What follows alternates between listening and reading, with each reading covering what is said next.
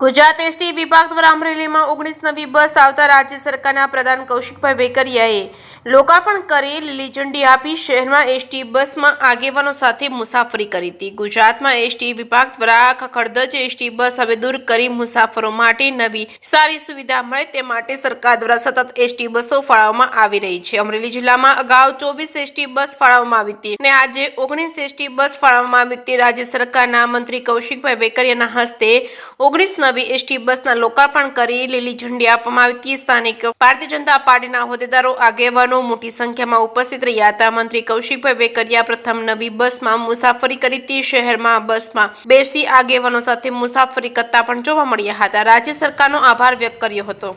Amreli ST bus station કરોડોના ખર્ચે થોડા સમય પહેલા આધુનિક ડેપો બનાવવામાં આવ્યો છે।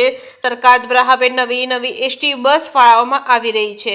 પ્રથમ તો રાજ્યના મુખ્યમંત્રી આદરણીય ભૂપેન્દ્રભાઈ પટેલ સાહેબ, વિભાગના મંત્રી આદરણીય હર્ષભાઈ સંઘવી સાહેબનો હૃદયથી આભાર માનું છું કે અમરેલી જિલ્લાની અંદર નવી 19 જેટલું બસો અમરેલી જિલ્લાને ભેટ આપી છે। આના થકી અમરેલી જિલ્લાના મુસાફરોને ખૂબ સારી સરળતા પડશે।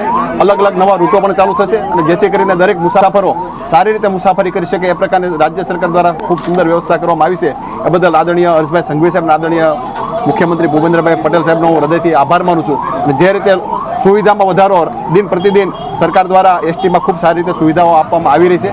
જે રીતે અમરેલી બસ સ્ટેન્ડની વાત હોય કે અમરેલી એસટી ડેપોની વાત હોય એ પ્રમાણે ખૂબ સારી રીતે અમરેલી જિલ્લાને ભેટ મળતી રહી છે।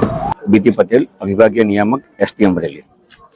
આજ રોજ માનનીય રાજ્ય કક્ષાના મંત્રી શ્રી કૌશિકભાઈ વેકરિયા સાહેબના હસ્તે અમરેલી વિભાગને કુલ નવીન 19 બસો ફાળવવામાં આવેલ છે, જેમનું તેમના હાથે અમરેલી જિલ્લાના પબ્લિકમાં માટે લોકાર્પણ કરવામાં આવનાર છે।